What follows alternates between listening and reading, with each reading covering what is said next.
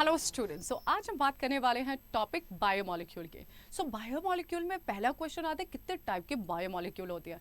तो दो टाइप के होते हैं। फिर दूसरा क्वेश्चन आता है यार कैसे पता करेंगे कि दो टाइप के बायोमोलिक्यूल है। तो हम एक सेल को लेते हैं, ग्राइंड करते हैं एसिड में, और बाद में देखते हैं दो फ्रैक्शन आ जाते हैं। तो कौन सा फ्रैक्शन एसिड सोल्यूबल है, इनसोल्यूबल है, पहला क्वेश्चन पूछते हैं। दूसरा पूछते हैं what is the example of bio micromolecule और मैक्रोमोलिक्यूल। लास्ट पूछते हैं कि ऐसे चार ऑर्गेनिक मॉलिक्यूल बताइए जो कि मैक्रोमोलिक्यूल होके भी माइक्रोमोलिक्यूल का पार्ट नहीं है, जिसका आंसर है लिपिड। क्लियर? सो ऐसे क्वेश्चंस को सॉल्व करने के लिए let's start the lecture. So बेटा, first we will understand what is biomolecule. So all carbon containing compound which exists inside a living cell is called as biomolecule. All carbon containing compound जो कि एक living cell के अंदर exist करती है उसे biomolecule कहते हैं। अब हमें ये देखना है कि कौन सी बायोमोलिक्यूल साइज में बड़ी है और कौन सी छोटी है। मैम ये क्या कह दिया, ध्यान से देखिए। आपके पास है एक cell, this is one cell. But एक सेल के अंदर क्या होता है, साइटोप्लाज्म होता है और दूसरा होता है सेल ऑर्गेनल। सो एक सेल के अंदर साइटोप्लाज्म है, एक सेल ऑर्गेनल है। अब हमने क्या किया, इसको ग्राइंड कर दिया trichloro acetic acid. Chloro means 3 chlorine और 1 oxalic carboxylic acid. So this is called as trichloro acetic acid. ठीक है, ट्राइक्लो एसिटिक एसिड। अब हमने देखा एक सेल को जब हमने ग्राइंड किया एसिड में तो कुछ सेल के पार्ट आ गए ऊपर तैरते हुए एसिड के पास, और कुछ जो कि नहीं सोल्यूबल थे वो नीचे बैठ गए। तो बेटा जो पार्ट डिसॉल्व हो गया उसे हम फिल्टरेट कहेंगे, जो नहीं हुआ उसे रिटेंटेट कह सकते हैं। अगर साइंटिफिकली मैं बोलूं तो भाई ये क्या हो गया, एसिड इनसोल्यूबल फ्रैक्शन में आया और ये किस में आया, एसिड सोल्यूबल फ्रैक्शन। क्लियर? सो एक सेल के दो पार्ट होते हैं, साइटोप्लाज्म एंड सेल ऑर्गेनल। जब हमने इनको ग्राइंड किया ट्राइक्लोरो एसिटिक एसिड में तो कुछ पार्ट थे जो एसिड में सोल्यूबल हो गए, कुछ हैं जो एसिड में सोल्यूबल नहीं थे, रुक गए, रिटेंटेट, एसिड इनसोल्यूबल, एसिड सोल्यूबल और फिल्टरेट। ना क्वेश्चन इज मैम ये क्यों हुआ? बेटा on purely on basis of size. अब आप देखिए, आपके पास है ग्लास ऑफ वाटर, उसमें आप नमक डिसॉल्व कीजिए। एक है ग्लास जिसमें आपको शुगर डिसॉल्व करनी है, कौन पहले डिसॉल्व होगा, कौन डिसॉल्व होगा, सॉल्ट ना। क्यों? क्योंकि साइज में छोटा है। द सेम थिंग एक सेल होती है। अब इस सेल के अंदर दो टाइप के मॉलिक्यूल हो सकते हैं, एक बड़ी और एक छोटी। तो बेटा जो एसिड में सोल्यूबल है, उसे आप फिल्टरेट कह देते हैं, और जो एसिड में इनसोल्यूबल है उसे आप रिटेंटेट कह देते हैं। अब रिटेंटेट क्या हो गया, ऑफ कोर्स बायोमैक्रोमोलिक्यूल। एंड ये क्या, मैक्रो, कोई भी साइज में बड़ा है मैक्रो ना बेटा। अब ये क्या हो गया, बायोमाइक्रोमोलिक्यूल। साइज में छोटा है, जब साइज में छोटा है तभी तो सोल्यूबल है, साइज में बड़ा इनसोल्यूबल। सो एसिड सोल्यूबल, एसिड इनसोल्यूबल। एक पॉइंट क्लियर हुआ ना बेटा। अब क्वेश्चन तीसरा है, मैम साइज की बात करोगे तो आपको एक कंपैरिजन तो रखना ही पड़ेगा। पहले तो ये जानते हैं बायोमोलिक्यूल की साइज बीजर किस में की जाती है, यूनिट इज डाल्टन्स। अगर 1000 डाल्टन से बड़ा है वेट तो आप इसे क्या बोलते हैं, bio macromolecules. So it is above 1000 daltons. And यहाँ पे क्या है, below 1000 daltons. Am I clear? पक्का? अब बेटा एक और पॉइंट आता है कि बिलो और अबव 1000 इज फाइन, बट इनका कुछ एक्यूरेट वेट भी तो होगा। यस, बायो माइक्रोमोलिक्यूल जो कि एसिड इनसोल्यूबल में नहीं, एसिड सोल्यूबल में है, क्योंकि छोटी साइज जल्दी सोल्यूबल होती है। उनका जो है डाल्टन्स नियर अबाउट 18 से 800 डाल्टन्स के बीच में होता है। जबकि अगर एक्यूरेसी की बात की जाए तो बायो मैक्रोमोलिक्यूल में होता है 10,000 daltons and above. 10,000 daltons and above. एक बार रिवाइज कीजिए, biomolecule is all the carbon containing compound inside a cell. अब दो प्रकार की मॉलिक्यूल है, एक माइक्रो एक मैक्रो। माइक्रो है तो सोल्यूबल है जो कि फिल्ट्रेट में आ जाएगी, और माक्रो जो कि बड़ा साइज है वो इनसोल्यूबल है। तो इनसोल्यूबल माक्रो जिसका 1000 डाल्टन से अबव है वेट, और दूसरा एक्यूरेसी की बात की जाए तो 10,000 तो लगभग लेते ही हैं इनका मॉलिक्यूलर वेट। अगर यहाँ पे आते हैं माइक्रो में तो ये एसिड इनसोल्यूबल है, फिल्ट्रेट भी कहलाते हैं, इनका साइज जो है 1000 डाल्टन से बिलो होता है। अगर एक्यूरेसी की बात की जाए तो 18 से 800 डाल्टन के बीच में होता है। अब जो मैं आपको बात बोलने वाली हूँ वो एनसीईआरटी पॉइंट ऑफ व्यू से काफ़ी इंपॉर्टेंट है। क्या है, जस्ट चेंज द पेन। या अगर मैं बात करूँ बायोमोलिक्यूल की, बायोमोलिक्यूल, सो मैंने आपको बोला हमारे पास दो टाइप की मॉलिक्यूल है, एक है एसिड सोल्यूबल और एक है acid insoluble. Acid insoluble is called as retentate, and ये कुछ नहीं है, माक्रोमोलिक्यूल है, माक्रोमोलिक्यूल है बेटा, macro big size, that's why they are not soluble. और ये क्या है, माइक्रोमोलिक्यूल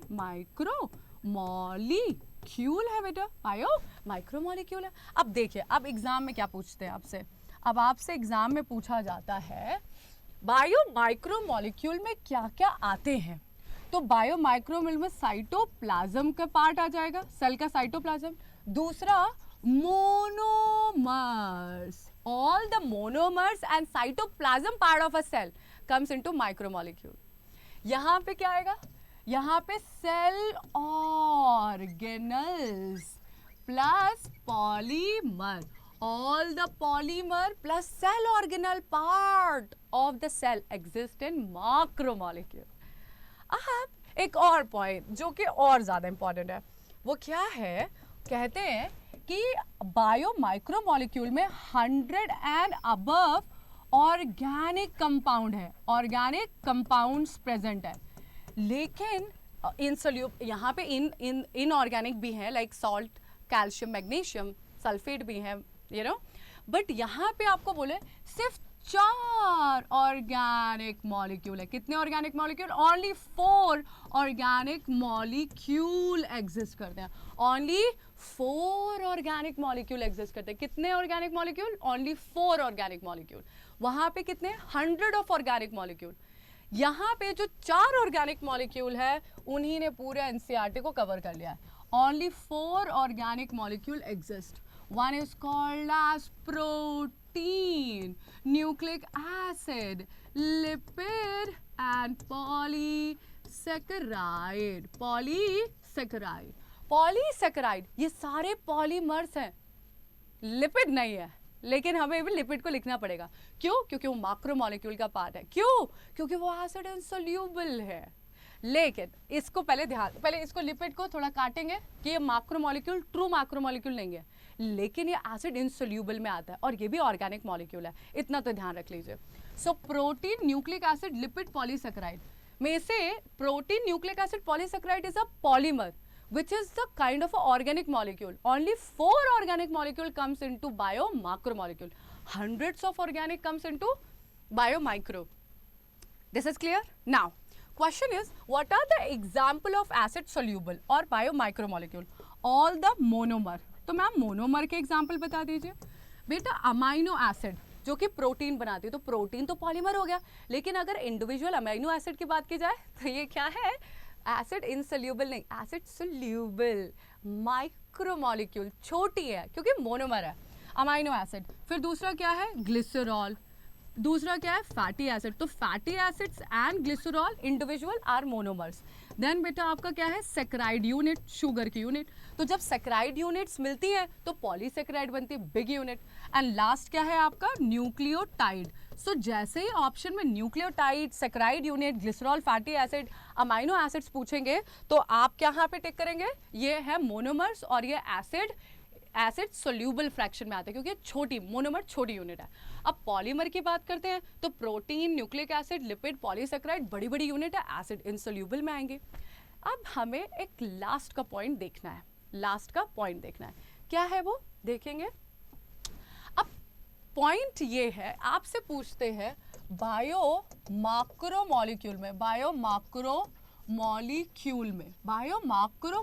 में 4 ऑर्गेनिक कंपाउंड्स आते हैं, protein, protein, nucleic acid, lipid and आपका क्या है, पॉलीसेकेराइड। पॉलीसेकेराइड बेटा ये तो पॉलीमर है, ये भी पॉलीमर है, ये भी पॉलीमर है, but actually lipid is not a polymer, not a polymer. तो मैम जब ये पॉलीमर नहीं है तो ये फिर ये मैक्रोमोलेक्यूल में क्या कर रहा है, ये एसिड इनसोल्यूबल में क्यों है? एक्चुअली हम इसके वेट भी देखें ना तो ये 18 से 800 डाल्टन्स के बीच में, एक्चुअली बिलो 800 डाल्टन्स के बीच में। लेकिन the first criteria to understand bio macromolecule का ये था, ये तो 10,000 डाल्टन्स होते हैं या तो अबव 1000 डाल्टन्स है, लेकिन मैम ये क्राइटेरिया तो इसमें नहीं है, इसीलिए इसे हम कहते हैं pseudo macromolecule. Ma'am pseudo macromolecule, अरे झूठा मैक्रोमोलेक्यूल, मतलब क्यों? क्योंकि बेटा इसका पॉलीमर नहीं है, दूसरा इसका डाल्टन्स भी 800 के नीचे है, इसीलिए पॉलीमर प्योर नहीं है। तो मैम फिर उसे मैक्रोमोलेक्यूल में क्यों रखा, एसिड इनसोल्यूबल में क्यों रखा, जब इसका साइज ही छोटा है? क्योंकि बेटा अगर आपको देखा जाए तो एक सेल लिया तो सेल का मेम्ब्रेन में क्या है, बाइलिपिड लेयर है, बाइलिपिड लेयर है, और बाइलिपिड लेयर है। फ्लूइड मोजाइक मॉडल याद है कि नहीं है? सैंगर एंड निकोलसन, या तो उनने बताया था कि सेल मेम्ब्रेन में लिपिड है।